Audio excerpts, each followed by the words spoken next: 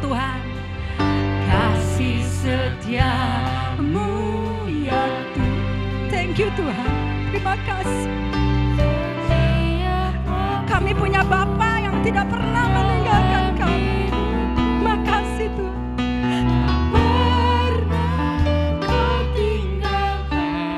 Banyak masalah, ada masalah, Engkau kuatkan kami.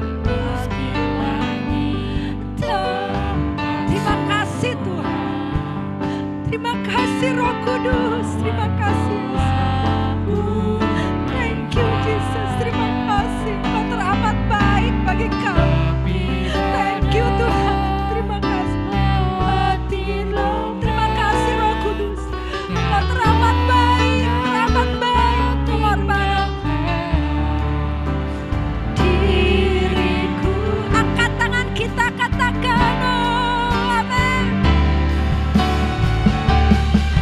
Walau 1000 rabah di sisiku, Engkau menolong kami Tuhan. Kau tetap Allah yang menolongku. Walau 10.000, walau 10.000 rabah di kananku, takkan ku goyah, sebab Yesus sertaku. Dengan lembut katakan, walau 1000 rabah di sisiku. Amin saudara. Kau tetap Allah yang menolongku. Yes Tuhan. Walau 10.000 rabah di kananku, takkan ku goyah, sebab Yesus sertaku. Katakan iman dengan imanmu. Katakan, ref ini katakan dengan sungguh-sungguh, ini kata hati saudara dan saya. Walau 1000 rabah di sisiku, ini kami Tuhan. Kau tetap Allah yang menolongku. Yes Tuhan. Walau 10.000 rabah di kananku, takkan ku goyah, sebab Yesus sertaku. Saya undang hambanya sekali lagi. Walau 1000 rabah di sisiku. Amin Tuhan.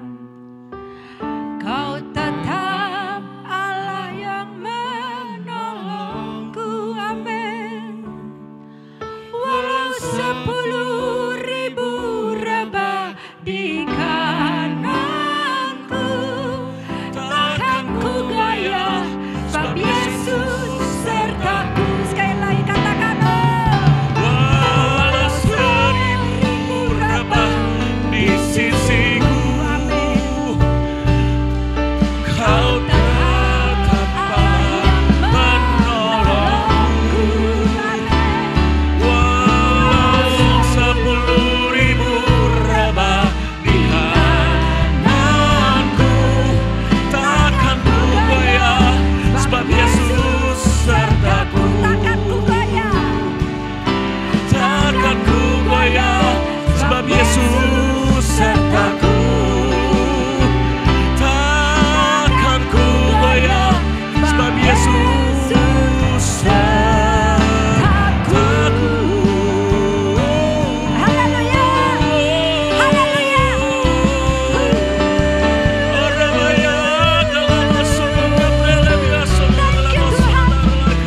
Terima kasih Bapa. Terima kasih.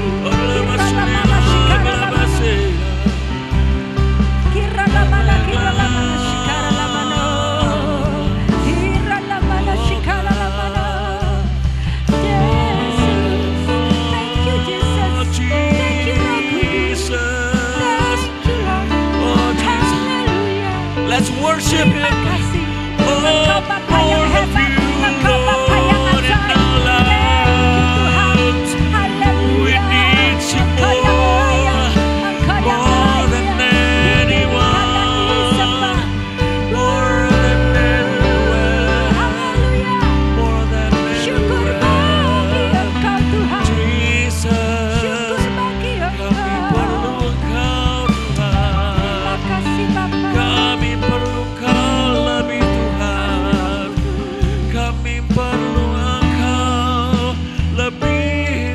sebelumnya, lebih dari sebelumnya.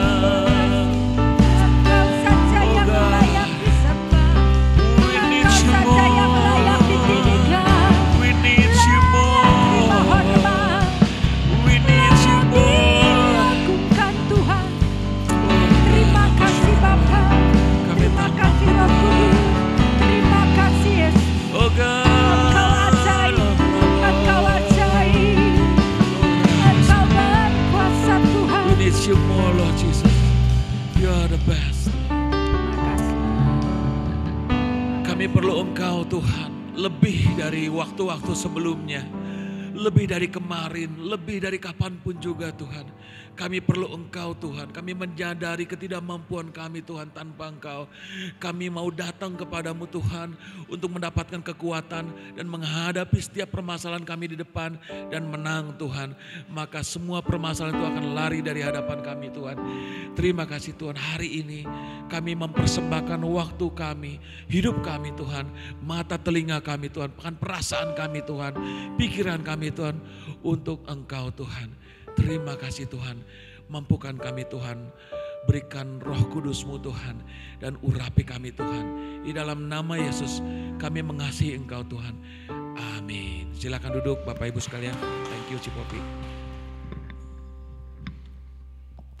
Shalom Bapak Ibu, saudara-saudara sekalian. Ini mimbar besarnya nggak ada nih, jadi nggak bisa bersembunyi di belakang mimbar lagi. Terima kasih buat keluarga besar GPP Gloria yang kembali menerima saya dan keluarga hari ini. Hari ini kita mau baca dari surat Rasul Paulus kepada jemaat di Korintus. Buat saya ini bukan pewartaan yang mudah karena saya akan banyak cerita tentang kitab Wahyu. Dari kitab Kejadian sampai kitab Wahyu, kitab inilah satu-satu yang belum kejadian. Semuanya sudah terjadi seperti sejarah, fakta yang sudah dapat dibuktikan, tetapi kitab Wahyu belum terjadi.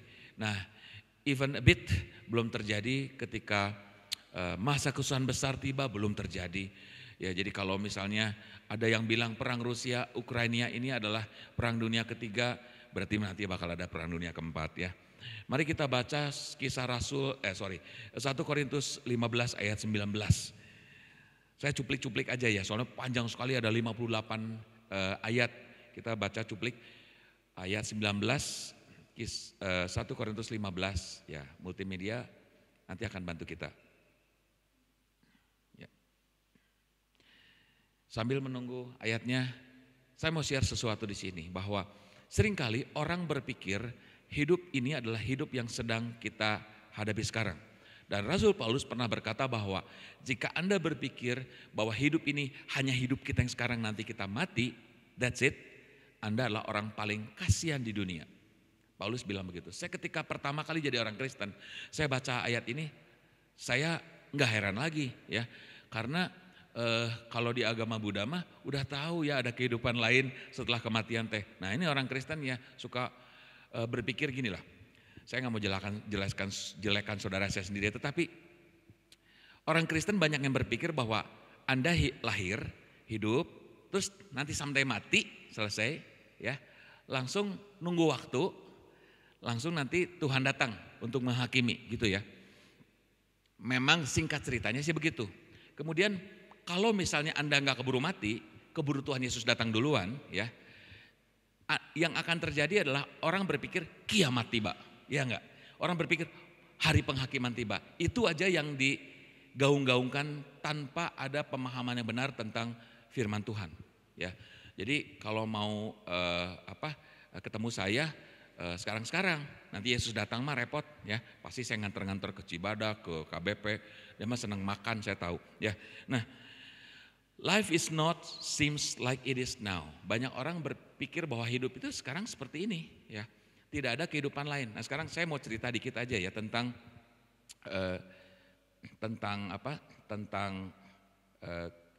nah ini nih, minta tolong Kusma aja deh baca firman Tuhannya supaya kita mau dikasih mic Kusmanya, ada mic-nya?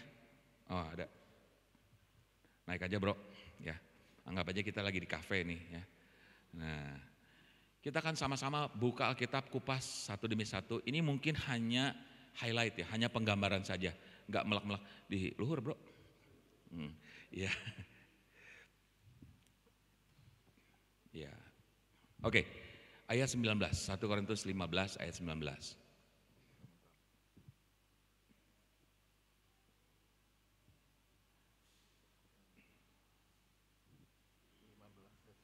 Ya.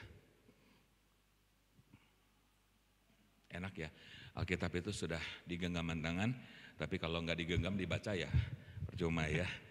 Oke, 1 Korintus 15 ayat 19. Jikalau kita hanya dalam hidup ini saja menaruh pengharapan pada Kristus, maka kita adalah orang-orang yang paling malang dari segala manusia. Nah, orang-orang itu berpikir bahwa, kita ngobrol aja ya. Orang-orang banyak yang berpikir bahwa hidup itu, ya hidup sekarang, someday kita mati, nanti itu setelah, lu gak kesorot bro. Jadi gue mencuri kemuliaan lu. Harus masuk TV ya? Ya, jadi hidup itu tidak seperti, orang berpikir bahwa, ini agak sulit menjelaskan buat saya, pasti lebih sulit Anda mendengarkan saya. Jadi banyak orang pikir kita mati, udah gitu tunggu waktu, kiamat tiba. Ada orang berpikir bahwa kalau saya masih hidup keburu Yesus datang, kiamat tiba, masa penghakiman. Itu ada satu jeda yang kelewat. Jeda di mana pernah dengar enggak? Pengangkatan, rapture. Ini hal yang udah enggak mau disinggung oleh banyak gereja, terutama yang ortodoks. Atau gereja yang karismatik super menganggap ini hal yang pernah jadi ikon. Sekarang udah gak dibahas lagi juga ya. Udah gak hype ya? Gak hype lagi, karena udah gak happening. Karena memang gak datang-datang Yesusnya juga ya. Nah, ada masa ketika itu tuh awal, jadi ada yang namanya MKB, masa kesusahan besar, yaitu panjangnya selama 7 tahun. 7 tahun masa kesusahan besar ini dibagi 2. 3,5 tahun pertama sama 3,5 tahun kedua. Ini saya lagi nggak ngajar eskatologi ya, tapi ini firman Tuhan mengatakan, buka sarangan firman Tuhan ya. 3,5 tahun pertama diawali dengan hilangnya minoritas orang percaya. Saya nggak bilang orang Kristen ya, bising banget, Kristen diangkat. Ada hilangnya minoritas orang-orang percaya. Ada beberapa orang percaya diambil Tuhan. Maybe 25%, saya nggak tahu. Tapi dipilih bukan berdasarkan ini lebih suci, diangkat jadi kayak jemuran bro. Udah kering, diambil duluan gitu, yang basah nanti enggak. Ini memang hak prerogatif Tuhan. Tuhan pilih berdasarkan pemilihannya. Orang-orang ini dipersiapkan untuk ketentaraan Kristus di masa nanti dia datang secara fisik. Nah, kalau Anda nggak mau percaya nggak apa-apa ya. Yang penting saya sudah menyampaikannya. Oke. Lu percaya nggak? Nah, jadi ketika 3,5 tahun pertama ini diawali dengan hilangnya banyak orang. Sampai nanti orang mungkin gak pusing lagi. Sangkakala berbunyi, mungkin bunyinya kedengeran sama semua orang. Tonget, 6 kali sangkakala itu berbunyi ya pertama. Nah, 3,5 tahun pertama itu ditandai dengan bencana alam gila-gilaan. Mungkin ya, sabuk rantai volkanik teh nyalah kabeh. Hiji meleduk kabeh mungkin ya. Atau saya nggak tahu bencana apa, tsunami atau apa, saya nggak tahu. Tapi bencana alam ini gila-gilaan, perang pun dahsyat. Tidak ada perang yang mengalahkan perang ini sebelumnya.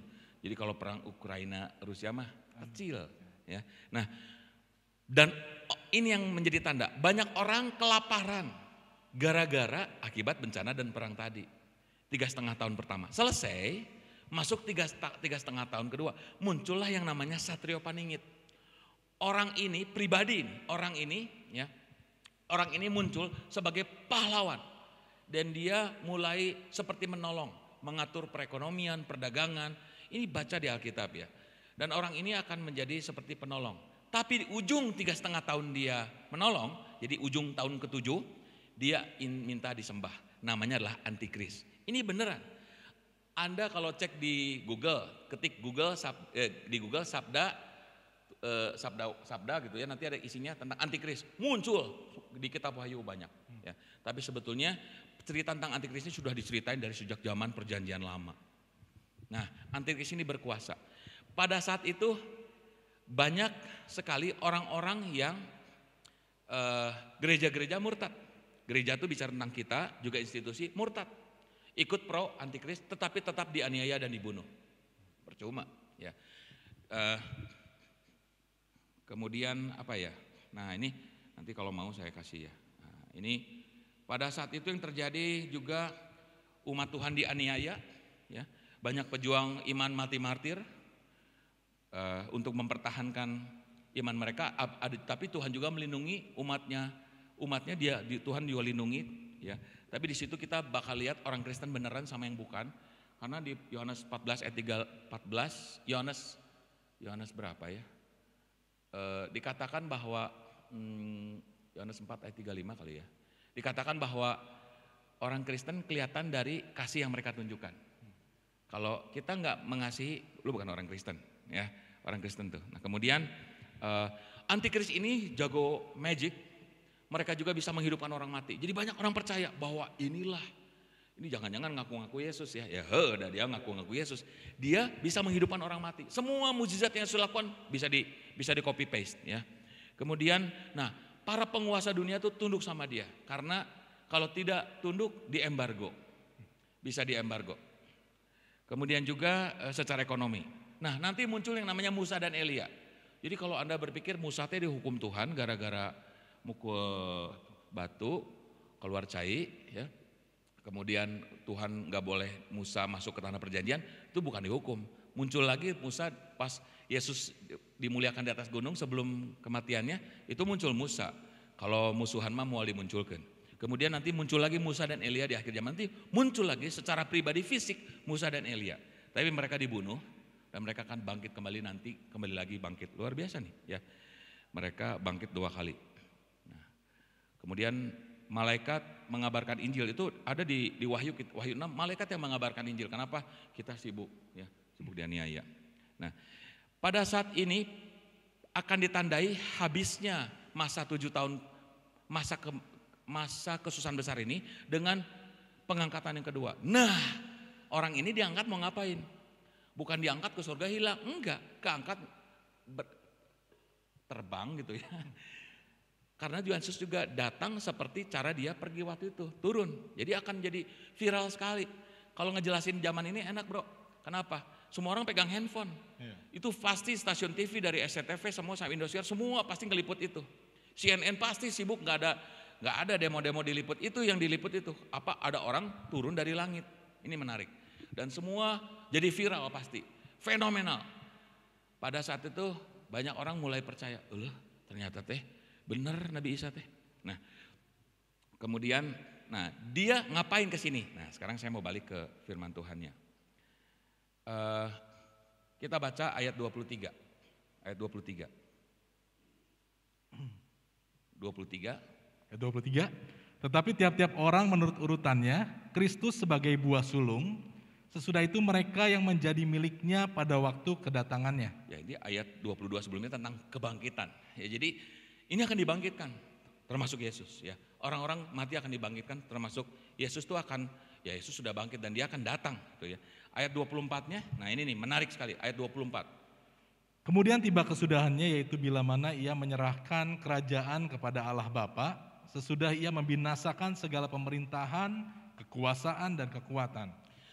Yesus itu membinasakan semua kekuatan yang ada di bumi, ya termasuk si antikris tadi dan koalisinya. Ini ngomong tentang negara-negara yang bergabung, bukan masalah antikris cuma satu kayak perusahaan kecil, enggak, gede luar biasa dunia ya. Ya, kemudian kalau katakanlah dunia itu habis tinggal sepertiganya gara-gara bencana alam, yang sepertiga dunia itu besar. Nah, dikuasai antikris dan Tuhan mencabut kerajaan ini kuasanya dan karena dia mendirikan kerajaannya. Jadi menarik sekali. Tuhan Yesus akan datang ke sini bukan memang untuk menghakimi umat manusia, tetapi ada satu hal yang dia lakukan sebelum penghakiman itu tiba, yaitu apa? Mendirikan kerajaan, disebut kerajaan 1000 tahun. Kerajaan 1000 tahun atau Millennium Kingdom. Nah problemnya saya nggak tahu. Kalau kerajaan 1000 tahun bahasa Inggrisnya bukan 1000 kingdom, 1000 years kingdom. Jadi saya nggak tahu apakah kerajaannya 1000 tahun. Kalau kerajaan 1000 tahun lebih lama dari masa kita hidup 10 kali lebih ya. Tapi kerajaan 1000 tahun bisa jadi namanya 1000 tahun. Ada orang bro, dia bilang sama Tuhan, Tuhan kalau menurut Tuhan 1 juta US dollar teh berapa? Kata Tuhan teh, buat saya mah gak ada artinya segitu uang. Ayolah Tuhan lah, masa anak sedinanya gak dijawab, berapalah. Aduh gak berarti lah, ayo please lah. Akhirnya Tuhan berbelas kasihan, 1 sen lah buat saya 1 juta US dollar mah. Oke. Kalau 1000 tahun buat Tuhan berapa? Ya Tuhan bilang kalau di Alkitab bilang 1 hari katanya. Kalau gitu berikan aku 1 juta US dollarmu Tuhan. Tuhan oke, tunggu 1 hari ya katanya. Jadi pada saat ini saya nggak tahu apakah Alkitab tidak menjelaskan apakah kerajaan 1000 tahun itu 1000 tahun lamanya Yesus mendirikan kerajaan 1000 tahun atau memang namanya aja kerajaan 1000 tahun karena bahasa Inggrisnya Millennium Kingdom dan dalam bahasa aslinya tidak dijelaskan itu kerajaannya lama. Nama kerajaan ini tidak menjelaskan usia kerajaannya berkuasa di bumi. Nah, jadi ini tapi Tuhan mendirikan kerajaan. Kira-kira, mari berpikir logik. Buat saya dulu firman Tuhan sangat tidak logik waktu saya belum percaya. Alkitab saya sekumpulan buku puisi. Sekarang kita berpikir logik. Kalau orang mau mendirikan kerajaan, apa saja yang dipersiapkan? Kira-kira?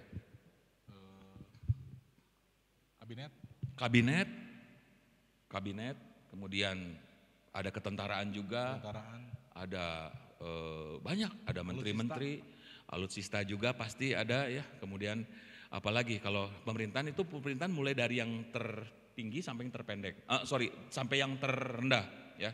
Nah, pasti Tuhan akan memakai orang-orang yang masih hidup di zaman itu untuk bekerja dengannya. Dan dicatat di Alkitab para martir akan dibangkitkan untuk menjadi kepala-kepalanya, raja-rajanya. Menarik. Para martir, orang-orang yang mati martir, ya, orang-orang yang mati selama pelayanan di bumi. Ingat, orang-orang yang mati selama pelayanan di bumi, ya, mati karena menjalankan kebenaran firman, apalagi matinya mungkin dibunuh, ya, itu akan dibangkitkan dan menjadi raja-raja para pemimpin dunia pada saat Yesus memerintah. Jadi nggak heran kalau tiba-tiba gue masih hidup nih, ya, tiba-tiba gue diangkat jadi, lu kan menteri muda urusan peranan wanita. Kalau gue menteri urusan peranan wanita muda. Nggak heran kalau gue ketemu papi lo, si ternyata dia presiden negara tertentu. Theo katanya, waduh, kenal ya, luar biasa. Urapannya kuat banget ya ke Cipope ya tadi. Memuji menyembahnya. Nah, jadi Tuhan akan mendirikan kerajaan dan dia memerlukan banyak sekali orang untuk bekerja yang seide dengannya. Kalau orang yang gak mudah percaya, ya, orang-orang yang percaya setengah-setengah, kayaknya sih gak bisa.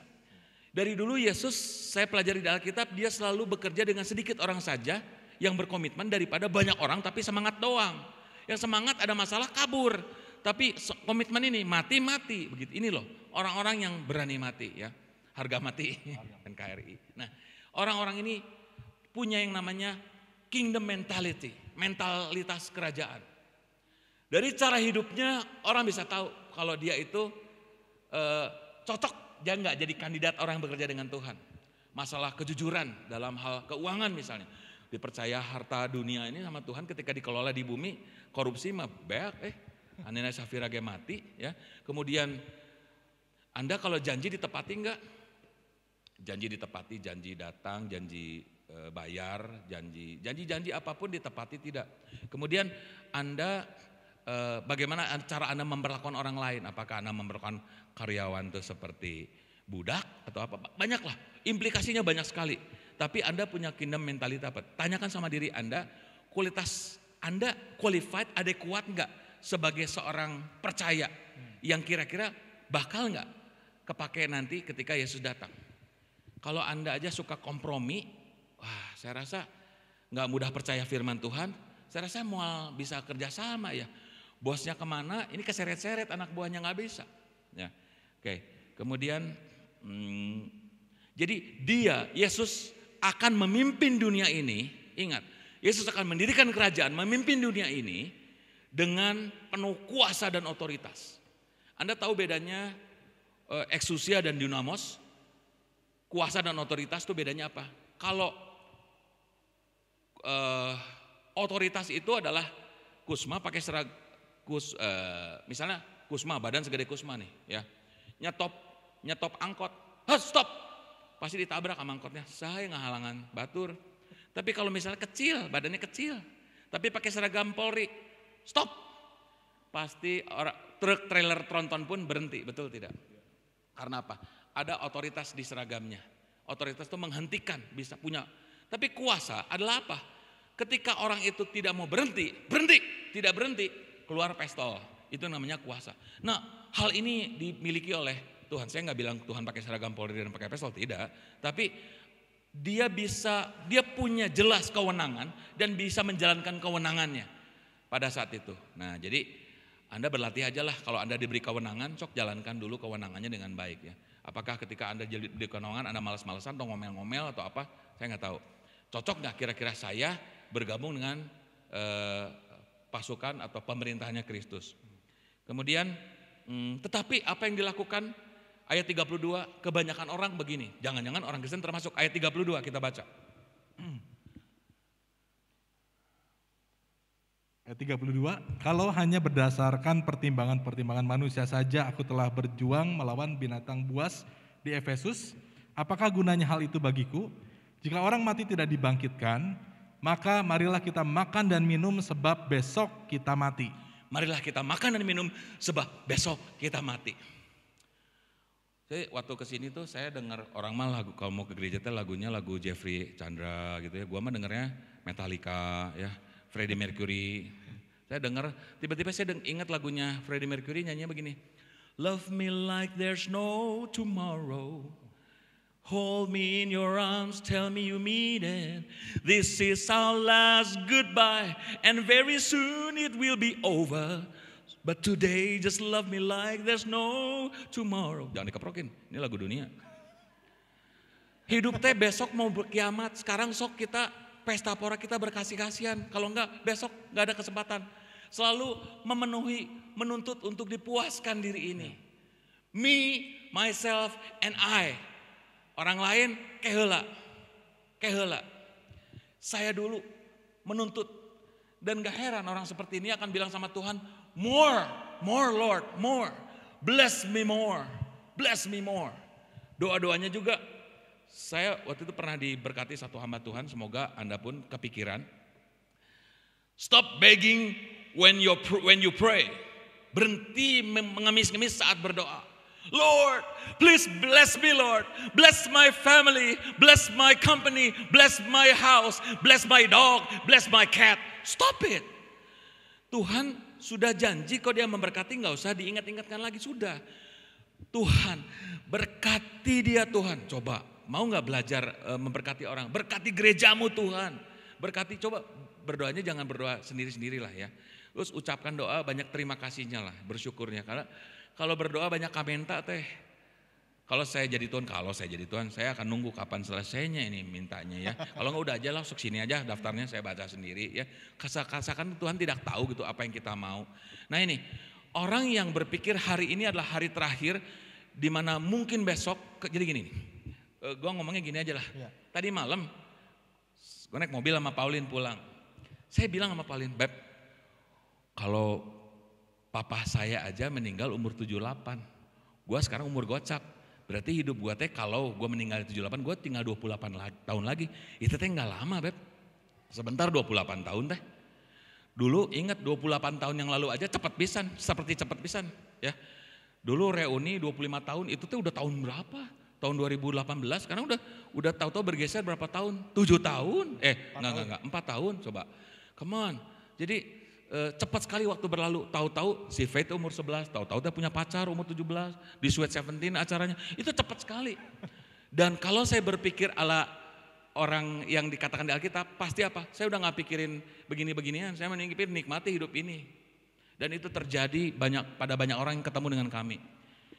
Kemarin kita makan bareng siang sama satu orang, wah dia cerita tentang keberhasilan hidupnya, terus dia tuh begitu membanggakan, wah jadi ingat pas zaman orang teboga duit.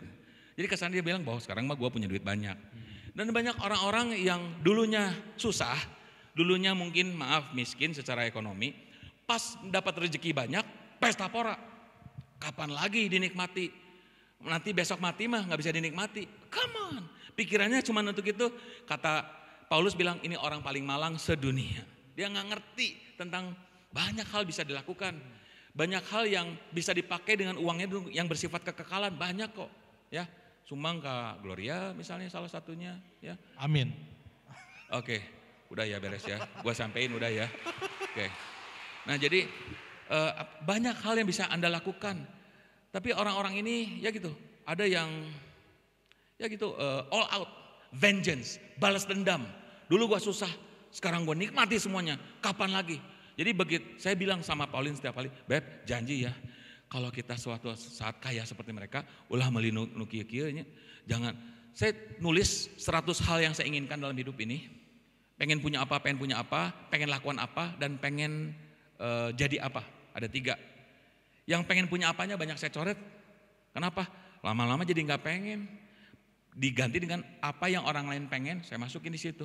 Ya, tulisin. Jadi udah, itu namanya less of me, more of God. Karena kepentingan Tuhan ada banyak di orang lain. Ini agak susah menyampaikannya. Saya perlu Roh Kudus, Anda juga perlu Roh Kudus untuk bisa menyerap ini semuanya. It's not easy. Orang-orang seperti ini akan bilang, more Lord, more. Kapan lagi Tuhan? Padahal masih ada kehidupan setelah kematian. Bahkan sebelum kematian itu datang, ada masa kerajaan 1000 tahun ini. Tapi kan nanti kalau saya keburu meninggal gimana? Emang anak Anda nggak akan hidup? Emang cucu Anda nggak akan hidup? Siapa tahu yang hidup di zaman masa kesusahan besar itu anak Anda. Siapa tahu yang dijadikan pegawai pemerintahan, kepala pemerintah itu cucu Anda. Come on. Kalau Anda tidak punya kingdom mentality sekarang, apa yang Anda ajarkan sama anak cucu Anda, pasti mereka ikut kelompok yang menyerah tadi, dianiaya, nggak semua murtad, dianiaya, meninggal. Ngapain? Percuma, ngerti kan maksudnya ya? Jadi marilah kita lakukan ini sesuai dengan kekekalan. Cuman sayang, mangkisi, mangkidu. Monyet letik, ningali monyet gede. Ya, jadi monyet-monyet ini, anak-anak ini mereka lihat bapaknya, mereka lihat ibunya, kelakuannya, contoh hidupnya. Kalau ternyata bapaknya aja gimana ya, suka gimana ya, gak usah pusing-pusing lah. Si Faith itu senang Metallica, ya karena gue sering dengar Metallica. Bukan karena kata-katanya, gue mengabduli, musiknya keren banget tuh, otaknya bisa mikir begitu ya, hebat ya. Nah, Faith juga sama. Kalau gue senang ngomong di depan, Faith juga senang ngomong di depan. Di presentasi di kelasnya orang mah diseret-seret malu-malu, dia mah ke depannya setelah halo gitu. Jadi gimana orang tuanya? Kalau orang tuanya juga suka misalnya ringan tangan, anak-anak mungkin ringan tangan. Sekarang wencan, ya leutik kene kalau mun geus gede siga bapana. Nah jadi come on, hati-hati dengan apa yang Anda lakukan sekarang. Nah, sekarang kita masuk jadi Anda paham gak? Siapa di sini yang sudah paham bahwa Yesus akan datang lagi bukan hanya untuk menghakimi, tapi dia mau mendirikan kerajaan di bumi ini. Boleh angkat tangan? Lumayan, puji Tuhan. Jadi Yesus mau mendirikan kerajaannya di sini, di bumi real. Di Alkitab memang ini belum terjadi, susah. Ya tapi masa sih Alkitab salah? Tanya si Andre, Re Alkitab mungkin salah gak sih Andre? Wah mungkin salah ya. Kalau salah mah pasti ada malaikat turun nganulir. Ya, dianulir, nggak ada yang edisi revisi. Alkitab edisi revisi. Kita Wahyu ditunda, ditangguhkan. Kita Wahyu akan terjadi, benar-benar terjadi. Ya, kemudian, nah sekarang kalau Anda percaya, mari kita persiapkan diri kita, mental kita untuk menghadapi hari itu. Ini cepat nih. Ayat 30 kita baca sama-sama. Ayat 30, dan kami juga, mengapakah kami setiap saat membawa diri kami ke dalam bahaya? Bagaimana respon Anda ketika menghadapi bahaya? Apakah Anda lari ketakutan, menyerah, atau Anda tiba-tiba hadapi? Lucu banget. Ada beda antara kecemasan dengan takut. Cemas itu monsternya belum datang. Anda udah takut duluan. Tapi kalau takut, monsternya udah di depan mata. Tapi tiba-tiba Tuhan tuh mendesain kita tuh unik. Ada hormon adrenalin yang tiba-tiba terpompa. Ketika monsternya datang, tiba-tiba jadi berani. Ya, itu yang tiba-tiba dilakukan. Nah, jadi bagaimana Anda membawa diri sehari-hari?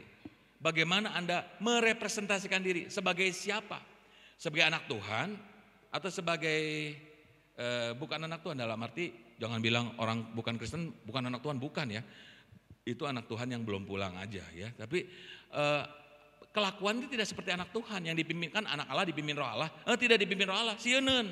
Cepat takut, cepat apa. Kalau tadi waktu Cipopi tadi menyembah di sini, saya juga tiba-tiba jadi berefleksi diri. Sebenarnya saya juga banyak ketakutan dalam hidup saya. Ini akhir bulan ya, tiba-tiba misalnya pihutangnya banyak yang mundur, macet gara-gara memang mereka juga punya masalah yang sama dengan saya, itu apa? Mau THR gajian, saya THR gajian bagaimana? Nyut-nyutan pada saat kebaktian tiba-tiba Roh Kudus ingatlah Cipopi, kita menyembah Tuhan saja. Kita memang nggak mampu, tapi dengan Tuhan kita mampu. Aduh Tuhan, saya jadi ingat, paham ya kira-kira. Ini loh, bagaimana kita membawa diri. Gak usah mungkin dalam bahaya lah, dalam supermarket aja. Melihat antrian panjang, Anda ngomel gak? Di bandara, Anda marah-marah gak? Oh banyak yang marah-marah, ketika pesanannya salah di restoran, ngambek tuh, manggil manajernya gak? Kasih tahu ini salah pikirnya, saya mau ketemu manajernya. Supaya dipecat gitu. Kalau dia dipecat, dia makan apa? Emang salah waitressnya? Istri saya pernah jadi waitress. Ya, dia tahu apa salahnya? Salah mana bagian chef kitchen ya. Kalau saya salah makanan, ya udah mas, ini aja, asal nggak lebih mahal. Enggak, ini aja saya makan udah. Saya berpikir bahwa ya mungkin Tuhan pengen saya makan ini, makan, nggak usah marah-marah lah. Bersabar itu bukan berarti kemampuan Anda menunggu, tetapi sikap yang Anda tunjukkan ketika sedang menunggu. Jadi Anda bisa membawa diri nggak? Nah itu, are you willing to take risk? Kalau Anda yang beginian aja nggak sabar, pas pas masa kesusahan besar, mau sabar, ya, bunuh diri, kabur, saling jual temen, jual saudara, ya, takut, mungkin, aduh, ngeri banget ya, ngeri banget. Jadi kita latihan dari sekarang. Ayat 45, yang kedua. Ayat 45. Yes. Seperti ada tertulis, manusia pertama Adam menjadi makhluk yang hidup. Tetapi Adam yang akhir menjadi roh yang menghidupkan. Roh yang menghidupkan. Katakan roh yang menghidupkan. Roh yang menghidupkan. The life giving spirit. The spirit of life giver. Ini menarik sekali. Kalau saya baca 2 Korintus 2, Tuhan itu mengibaratkan kita hidup di dunia ini itu sebagai aroma, fragrance. Orang mencium kehadiran kita tuh seperti mencium wewangian harum yang senyum memejamkan mata, wangi pisan, atau cepat menungus karena baunya bau busuk yang tercium. Baca di 2 Korintus 2 ayat 14, 15, 16, baca. Ya. Jadi yang namanya Anda kalau memang punya Tuhan, selalu ada nafas kelegaan di situ. Saya dulu pernah dalam masa hidup saya down sekali, ya, down sekali. Bro Wendy itu hebat bisa menebak tahunnya. Saya sampai heran, dari tulisan tangan saya bisa ditebak tahunnya. Dan itu benar, tahun itu downnya luar biasa. Pada saat itu nafas juga ya, secara fisikal itu gak bisa penuh. Nafasnya kayak tertahan, gak bisa all out gitu. Kayak gak ada oksigen, sampai kadang lucu banget. Kadang saya suka ngocorin air di keran, saya hirup oksigennya karena saking susah nafas. Entahlah ya. Apa yang Anda pikir sebagai kebenaran itu kan mempengaruhi secara fisik ya. Jadi itu yang saya lakukan. Tapi kalau Anda punya Roh Kudus, Anda tahu kebenarannya, walaupun 1000 rebah di kiri, 10.000 rebah di kanan, kamu akan tetap berdiri bersama Tuhan. Itu tuh melegakan sekali. Ya, entah dengan Anda, tapi buat saya itu melegakan, mengingatkan saya, oh my God, saya ini orang yang dipilih, yang dikasih. Kalaupun saya sengsara, tapi saya berdua bersama Tuhan di situ. Bulan lalu saya ngomong gitu kan. Kalau Anda sengsara, Anda bersama Tuhan kok di situ. Enggak kemana-mana. Ayub juga enggak ditinggalin sama Tuhan. Ya. Nah, ini menarik sekali. Apakah Anda punya roh yang menghidupkan itu di dalam diri Anda? Jika Anda punya, maka orang-orang sekitar Anda, orang-orang berinteraksi dengan Anda akan bisa merasakan bau wewangian harum dan ingin menghirupnya. Saya setiap kali lewat jalan Dago, ya, Dago daerah atas, pom bensin, kemudian RSHS di dalam dekat kanker anak, sama di belakang BTC dekat Istana Regensi, itu ada satu pohon apa pohon apa itu ya, pohonnya teh, wanginya teh, aduh sampai saya kalau naik motor ya, suka langsung memejamkan mata, jangan ditiru ya, memejamkan mata, ini wangi apa, masker saya buka, wangi pisan, kalau naik mobil saya buka, Tapi sayang jalan dago teh wangina teh lah ayeuna namun isu hungkul jeung peuting karena siang mah bau knalpot. Nah, jadi itu teh wewangian harum cenderung orang ingin menghirupnya. Tapi kalau lewat pasar Pamayanan, maaf yang rumahnya di Pamayanan, itu bak sampah airnya teh ngalir ke jalan, kalau lewat situ, saya pengen ngebut sambil buang nafas, jendela tutup. Kenapa? Bau busuk menyengat ya. Dan kadang kalau pulang pun nempel cipratan airnya di mobil, ditaruh di garasi. Pegawai saya tinggal di mes kan garasi, kamar mandinya di garasi, utah lewat. Jadi Anda tuh punya aroma yang mana? Kalau Kristus itu aroma yang giving life tadi, oksigen. Kalau Anda dengar lagu Avalon, oksigen, you are my oxygen, I breathe you in, I breathe you out. Kita menghirup, keluar masuk oksigen, Tuhan kita itu, kebenaran firman itu melegakan. Amin. Sok tarik nafas yuk sama-sama, 1, 2, 3. Bau harum, bau busuk. Ya, jangan lihat sebelah Anda. Ayat 53, kita baca ayat 53. Ini menarik sekali. Ayat 53, karena yang dapat binasa ini harus mengenakan yang tidak dapat binasa. Dan yang dapat mati ini harus mengenakan yang tidak dapat mati. Yes. Oh, salah bro. Ayat 58. 58. Iya, itu. Oh iya, kurang diginiin ya. Oke, ayat 58. Sengat maut ialah dosa dan kuasa dosa, 58, karena itu saudara-saudaraku yang kekasih, berdirilah teguh, jangan goyah, dan giatlah selalu dalam pekerjaan Tuhan. Sebab kamu tahu bahwa dalam persekutuan dengan Tuhan, jerih payahmu tidak sia-sia. Ada amin, ada amin, luar biasa. Kita baca sama-sama yuk ayat ini yuk.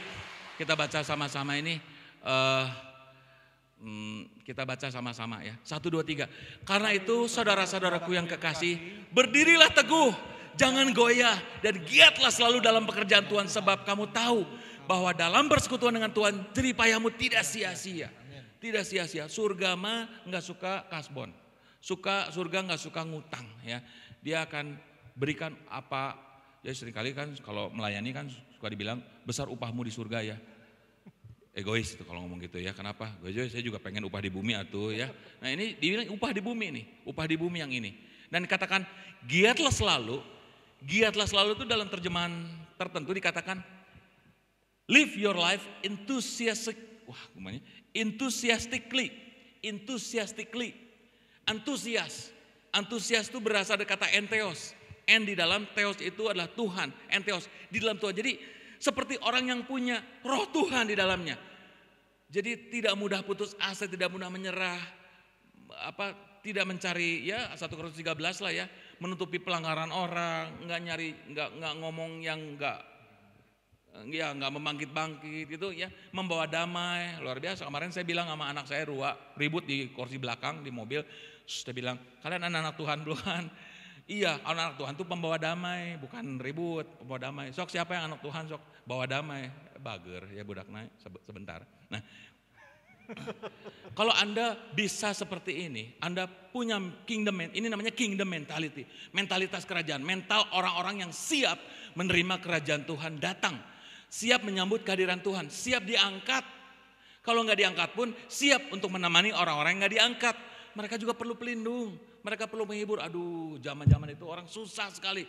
Namanya juga masa kesusahan besar. Emang yang menolong siapa? Ya orang-orang yang kenal Tuhan yang akan menolong. Ya, setidaknya menolong untuk menemani. Ya, di saat sengsara. Luar biasa. Jadi ini penting sekali. Ayat 1 dikatakan tadi, coba kita masuk ke ayat 1. Ayat 1. 1 Korintus 15 ayat 1. Dan sekarang saudara-saudara, aku mau mengingatkan kamu kepada Injil yang aku beritakan kepadamu dan yang kamu terima dan yang di dalamnya kamu teguh berdiri. Ada kata yang diulang di ayat 58 tadi, berdiri dengan teguh. Ya, di ayat 1 juga dikatakan teguh berdiri. Kalau sampai di dalam satu surat di awal ditulis, di ujung diingatkan lagi, itu berarti berapa? Maha penting. Mari kita tetap teguh berdiri, tetap berdiri teguh. Karena apa? Banyak sekali yang akan menggoyahkan Anda. Menggoyahkan Anda, kata kapan sih ketika orang goyah? Ya ketika angin kencang menerpa, dia pegangan sama pohon, sama tiang, sama barang, sama apapun. Ya, ketika angin itu menerpa, iman Anda terbang berbahaya. Angin-angin pengajaran membuat, ya itu iman menguatkan, apa yang didengar menguatkan iman, apa yang didengar juga bisa merontokkan iman. Bahaya, hati-hati, berdirilah teguh. Nah, orang-orang yang seperti ini, dia akan berkata bukan more from you Lord, tapi more of you Lord. Kalau yang pertama tadi mengatakan yang hidup bagi diri sendiri, dia bilang more of me, maybe sorry God, less of you. Banyak saya Tuhan, kamu mah sedikit aja. Kamu kan udah happy Tuhan kan, saya makan lagi butuh. Kamu makan eternal, saya makan terbatas. Besok mau mati mungkin, jadi sorry Tuhan ya, ngertilah. Tapi orang-orang yang menanti kedatangan Tuhan, walaupun hari ini hari terakhir kita hidup, hari ini hari terakhir hari kita hidup, kita akan Tuhan, less of me, more of you. Kalau Anda bisa punya pendapat seperti ini, Anda bisa mengikuti apa yang saya katakan. Prinsip ini saya pakai. Saya belajar dari Andre Gunawan, walaupun saya bukan agent. Dia katakan apa? Cukup buat saya, limpah buat orang lain. Cukup buat saya, limpah buat orang lain. Mau coba? Ikuti. Yang mau ikuti aja ya. Kalau yang nggak mau ikuti ginian aja ya. Ya siap. 1, 2, 3. Cukup buat saya, limpah buat orang lain. Cukup buat saya, limpah buat orang lain. Cukup buat saya, limpah buat orang lain. Kalau Anda bisa memahami ini, Anda nggak banyak menuntut dalam hidup ini. So take stand, ambil pilihan tegas. Mau menjadi seorang pejuang iman atau tidak? Ini nggak lihat laki atau perempuan, nggak lihat umur, muda atau tua, nggak lihat. Kita semua pejuang iman. Kita bakal ketemu kabeh suatu saat nih. Karena apa? Orang-orang yang telah mati akan dibangkitkan. Percaya nggak sih? Percaya nggak sih orang mati akan dibangkitkan? Halo? Yesus bangkit dari kematian, membuat semua orang yang percaya akan dibangkitkan. Luar biasa. Dan nanti di hari penghakiman, baru nanti ada hari penghakiman. Jadi iblis teh nanti akan dikurung selama 1000 tahun ini. Dalam kerajaan 1000 tahun berdiri dikurung. Nah nanti akan ada penghakiman. Nah masa penghakiman cepat aja. Itu adalah TPB sama KPK. Ya, TPB itu tahta putih besar. Setiap orang percaya, termasuk yang mati, semua mendapatkan mahkota, mendapatkan penghargaan. Tapi yang KPK itu adalah kursi pengadilan Kristus. Untuk mereka yang tidak mau percaya, mau beralisi dengan si antikris dan setan kerocok-kroconya. Ya memang susah, bakal ada pilihan. Cok, lu bayangin. Kalau tiba-tiba suatu saat, kira-kira kalau Yesus datang kembali, dia akan melakukan apa yang dia lakukan dulu enggak?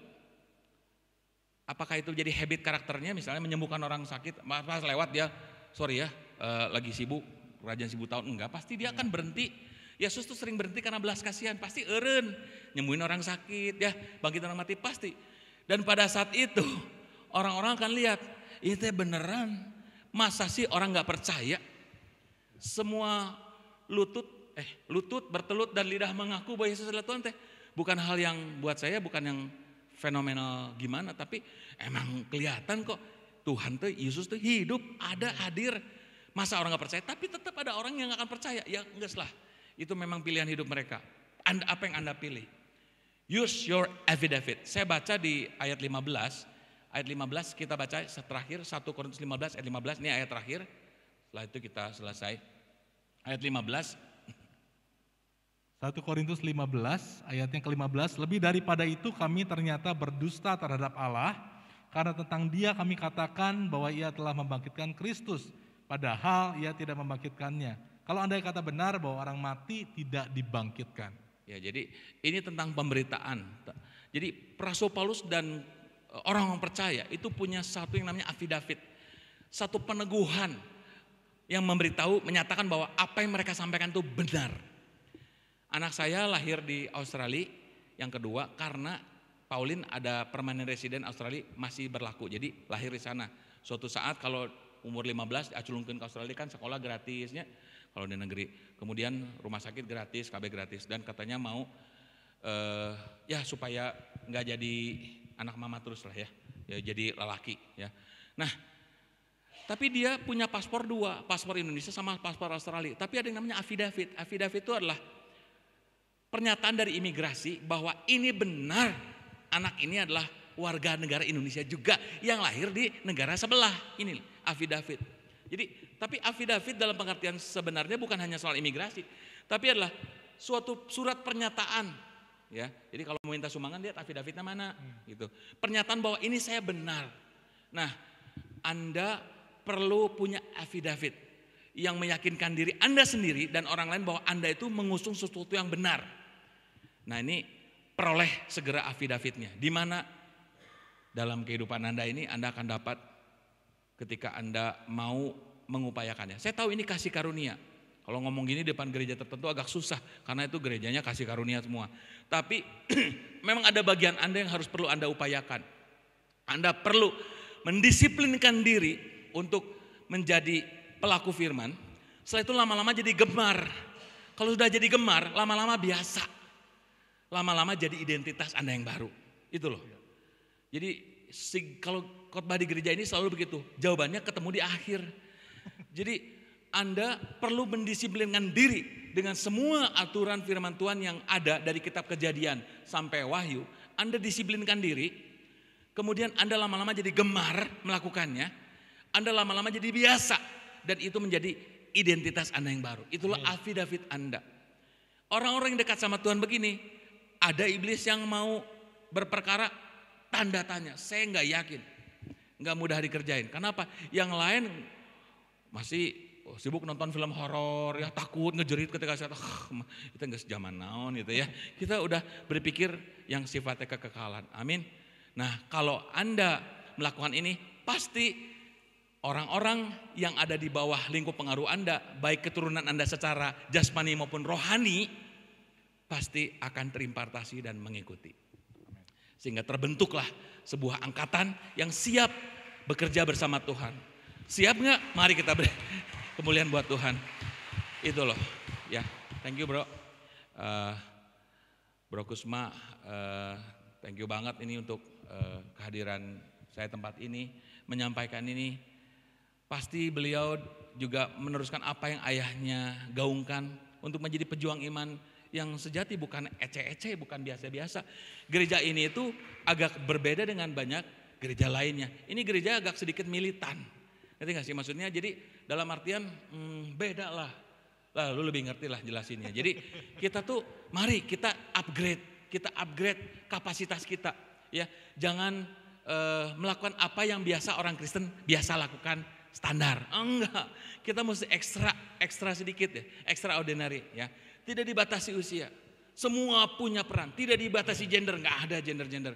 Semua tidak dibatasi. Mari kita bahu-membahu sama-sama mendirikan angkatan Kristus. Amin. Amin. Mari kita berdoa. Tuhan terima kasih untuk kesempatan pagi ini Tuhan, kami mendengar seruan-Mu Tuhan untuk bangkit. Kami percaya Tuhan bahwa rencana-Mu sejak awal Tuhan, iya dan amin. Tidak ada satupun kesalahan yang Kau buat yang sekalipun itu belum terjadi Tuhan dalam hidup ini. Tapi Engkau mau kami mempersiapkan diri Tuhan. Sebisa kami, sebesar-besarnya mengandalkan kasih karunia. Namun kami pun dituntut Tuhan. Untuk kami yang dipercaya hal besar, kami dituntut hal besar Tuhan. Sehingga kami tidak biasa-biasa saja. Kami perlu extraordinary Tuhan dalam setiap hal Tuhan. Ketika orang mengajak kami jalan 1 mil, kami mau berjalan 2 mil Tuhan. Kami ekstra lebih baik Tuhan. Biarlah Tuhan kami menjadi orang-orang yang bukan hanya benar, tapi baik Tuhan. Di mana orang-orang datang kepada kami Tuhan, atau kami diutus kepada mereka. Mereka dapat merasakan kesegaran oksigen Tuhan. Di mana mereka punya pengharapan bahwa ada orang benar yang hidup di dunia ini yang berhasil hidupnya. Ada orang yang bisa membawakan kelegaan, jalan keluar pada masalah. Orang-orang ini penuh kuasa dan otoritas. Bukan hanya bisa berkhotbah, bukan hanya bisa berbicara, tetapi dia juga bisa mempraktekkan kuasa, bisa mengubahkan kehidupan juga Tuhan. Tapi terlebih sebelum kami Tuhan dipakai untuk ke Yudea, Samaria sampai ke ujung bumi. Kami mau Tuhan agar kami di Yerusalem ini Tuhan, kami diperbaiki. Kami terlebih dahulu memperbaiki diri ini Tuhan. Mari izinkan kami upgrade diri kami Tuhan. Sehingga kami bisa menaikkan kapasitas kami. Raise our standard Tuhan. Menaikkan standar kami. Kami tidak mau biasa-biasa lagi. Jika kami hari-hari sebelumnya kami tidak suka baca Alkitab Tuhan, biarlah hari-hari ini kami mau baca Alkitab Tuhan. Kami mau baca Alkitab Tuhan. Mungkin sehari satu pasal Tuhan, bukan hanya satu ayat seperti yang kami baca di renungan harian. Biarlah kami mau merenungkannya Tuhan, siang dan malam, sambil kami kerja, sambil kami bisnis, kami ingat firman Tuhan ngomong apa hari ini, dan kami mencoba melakukannya. Dan di sana Tuhan kami akan mengalami keasikan, di mana Roh Kudus akan menyingkapkan, ini loh yang dimaksud ayat firman Tuhan pasal ini hari ini. Dan itu akan menjadi, kita akan jadi semakin kaya, dan kita tidak punya pola pikir miskin yang selalu merasa diri kami tidak cukup Tuhan. Oh Tuhan, orang yang miskin bukan dilihat dari semata-mata tidak punya uang Tuhan, tetapi mereka yang merasa tidak pernah cukup Tuhan. Mereka ini miskin sekalipun mereka itu orang kaya secara finansial. Mari Tuhan perkaya diri kami Tuhan dengan rasa cukup Tuhan yang luar biasa, sehingga kami mengatakan, Tuhan, less of me, more of you Lord. Less of me, more of you. Tuhan, less of me, more of others Lord. Cukup buat kami Tuhan, limpah buat orang lain saja. Cukup buat kami Tuhan, limpah buat orang lain saja. Cukup buat kami Tuhan, limpah buat Engkau Tuhan. Terima kasih ya Tuhan.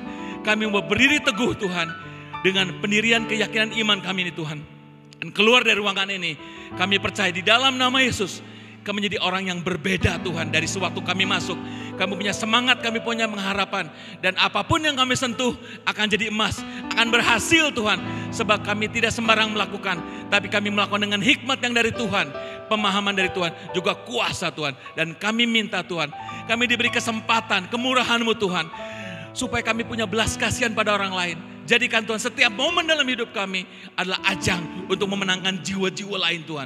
Bukan semata-mata membawa mereka masuk ke dalam gereja, tapi supaya mereka mengenal Kristus Tuhan. Supaya pada saat Engkau datang, mereka pun siap Tuhan. Terima kasih Tuhan. Hanya di dalam nama Yesus kami mengucap syukur Tuhan. Dan kami mengatakan, yang mengatakan siap untuk menyambut kedatangan Tuhan kedua kalinya. Mari kita katakan, amin. Tuhan Yesus memberkati. Kita berikan kemuliaan buat Tuhan sekali lagi Bapak Ibu Saudara, haleluya. Thank you Pastor Theo pagi hari ini sudah menyampaikan kebenaran firman Tuhan. Menutup seri There is More di bulan April, kita mau lagi bukan more from Him, bukan cuma berkatnya, bukan cuma apa yang di dalam tangan Tuhan, tapi yang terpenting more of Him. Tuhan yang berkuasa dalam kehidupan saya dan kehidupan saudara, dan kita dipersiapkan untuk bersama-sama memimpin dalam kerajaan 1000 tahun. Amin saudara, haleluya, amin. Kayaknya gak yakin gitu ya, amin. Nah, kita berikan kemuliaan buat Tuhan sekali lagi Bapak Ibu Saudara. Haleluya. Informasi Bapak Ibu Saudara, minggu depan ibadah pertama kita di bulan Mei, disertai dengan perjamuan kudus tepat di tanggal 1. Mungkin ada beberapa yang family time, liburan, saya persilakan, gak apa-apa, nikmati berkat Tuhan. Buat Bapak Ibu Saudara yang ada di Bandung, saya mengundang untuk kita bisa hadir, kita sama-sama menikmati perjamuan kudus. Dan kita akan masuk seri yang baru. Saya informasikan juga di gereja ini kita tidak mengedarkan kolekte, tetapi Bapak Ibu bisa tetap memberi, bisa masukkan ke dalam kotak yang di belakang, atau ada juga lewat QRIS, ya, nomor rekeningnya 5171 887 888 BCA, seperti itu. Kita akan terus membangun bersama-sama untuk pekerjaan Tuhan dinyatakan Bapak Ibu Saudara. Saya percaya ada kesempatan bagi setiap kita untuk terus membangun di dalam Tuhan. Dan kita akan sama-sama bangkit berdiri, kita akan berdoa. Ku naikkan syukurku buat hari yang Kau beri. Mari angkat tangan kita di hadapan Tuhan Bapak Ibu. Terima kasih sama Tuhan. Terima kasih Tuhan. Terima kasih Tuhan. Terima kasih Tuhan. Terima kasih. Selalu baru. Selalu baru. Haleluya.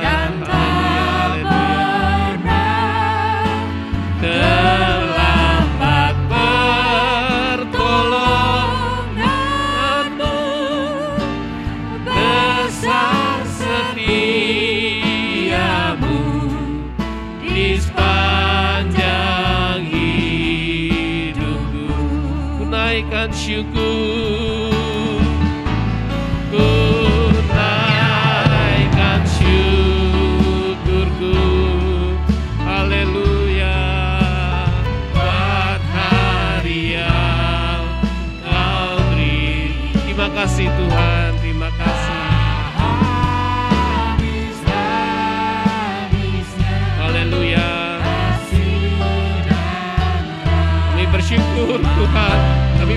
syukur. Terima kasih Tuhan. Selalu baru dan tak pernah terlambat pertolongan-Mu. Besar setia di sepanjang hidupku. Besar setiamu Tuhan, besar setiamu, besar setiamu, besar setiamu, besar setiamu yang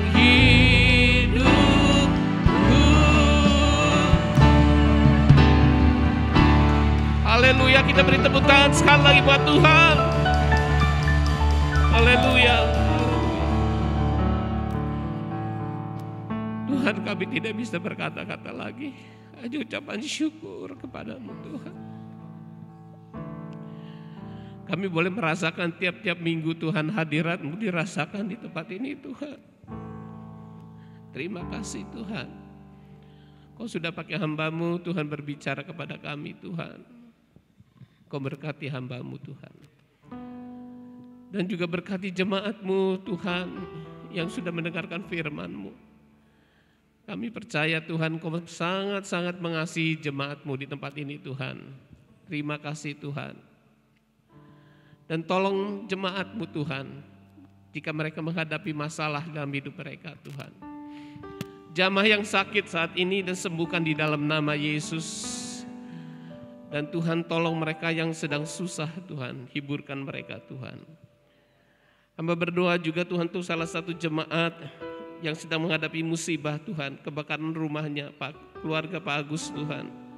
Tuhan berikan kekuatan buatnya. Tuhan tolong dia Tuhan menghadapi masalah ini Tuhan. Dan juga yang sakit tiroid Tuhan, jamah sembuhkan. Engkau adalah penyembuh Tuhan. Engkau adalah Tuhan kami yang ajaib, yang berkuasa Tuhan. Dan juga yang membutuhkan pekerjaan Tuhan, Engkau tolong Bapa dalam nama Yesus. Terima kasih Tuhan. Kami berdoa juga untuk gereja yang sedang membutuhkan orang kameramen Tuhan. Kau sediakan Tuhan, kami minta dalam nama Yesus. Gereja juga yang membutuhkan pemusik Tuhan, Engkau juga menyediakan. Terima kasih Tuhan. Kami percaya Tuhan Engkau bekerja. Kami percaya Roh-Mu yang kudus juga ada di tengah kami. Dan Tuhan, kami bersyukur Tuhan turut bekerja untuk mendatangkan kebaikan buat kami semua. Terima kasih Tuhan, kami berharap jemaat-Mu dikuatkan, diteguhkan iman mereka Tuhan. Dalam menghadapi situasi, kondisi, keadaan apapun juga ya Tuhan. Tuhan, biarlah kami menjadi pendoa-pendoa yang mendoakan terus jemaat-Mu di tempat ini. Terima kasih Tuhan. Engkau berkati juga Pak Theo Tuhan yang sudah menyampaikan firman-Mu, balas dia dengan berlipat kali ganda Tuhan. Apa yang dia kerjakan berhasil dalam nama Yesus. Terutama pelayanannya Tuhan Yesus. Terima kasih Tuhan. Kami berdoa untuk gembala sidang di tempat ini diberi hikmat, marifat, pengurapan daripada Tuhan, keluarganya disertai oleh Tuhan. Terima kasih Tuhan, kami mengucap syukur. Terima kasih untuk berkat yang luar biasa Tuhan untuk ibadah pada pagi hari ini. Kami rasakan hadirat-Mu Tuhan. Kami bersyukur sekali lagi Tuhan. Kau akan pelihara jemaat-Mu Tuhan. Kami percaya Tuhan Engkau akan tambah-tambahkan jiwa-jiwa di tempat ini. Dapat digembalakan dengan baik dan benar Tuhan. Kau berkati Tuhan sekali lagi gembala sidang kami. Kami menopang Tuhan agar menjadi gembala sidang yang menjadi teladan, menjadi contoh Tuhan. Engkau memberkati Bapa. Terima kasih. Kami akan akhiri doa ini hanya di dalam nama Tuhan Yesus Kristus. Mari kita terima berkat daripada Tuhan. Kita tengah ada tangan kita. Tuhan memberkati engkau dan melindungi engkau. Tuhan menyinari engkau dengan wajahnya dan memberi engkau kasih karunia.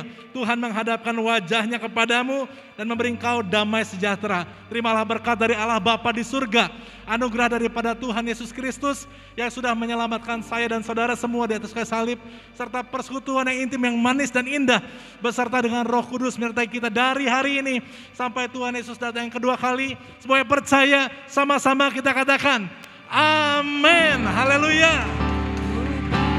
Bersyukur Bapa, ku bersyukur Tuhan, kasih setia di dalam hidupku,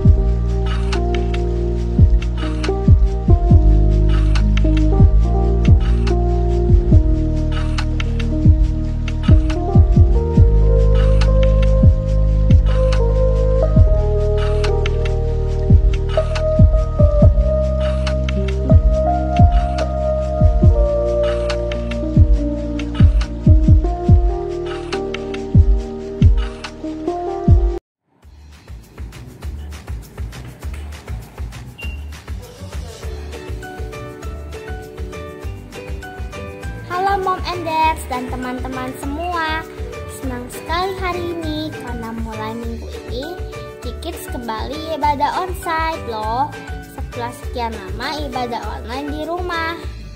Untuk ikut ibadah onsite, Kids harus tetap mematuhi protokol kesehatan yang ada ya, agar tetap aman dan sehat.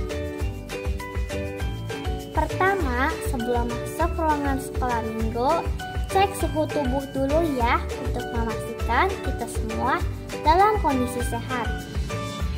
Kedua, Kids harus menggunakan masker dan tidak boleh melepasnya selama ibadah sekolah minggu.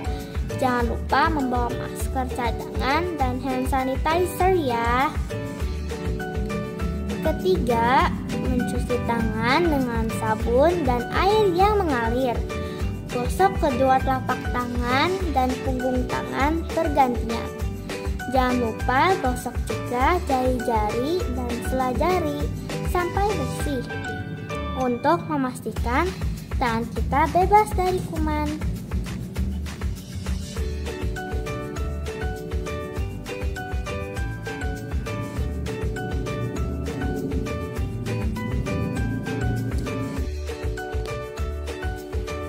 Nah, kita siap untuk memulai ibadah teman-teman. Kids Teacher akan mengatur tempat duduk teman-teman agar tetap jaga jarak ya. Jangan lupa ya Mom and Dad dan teman-teman, join ibadah sekolah minggu ya di minggu depan tanggal 17 April pukul 9 pagi. Tolong datang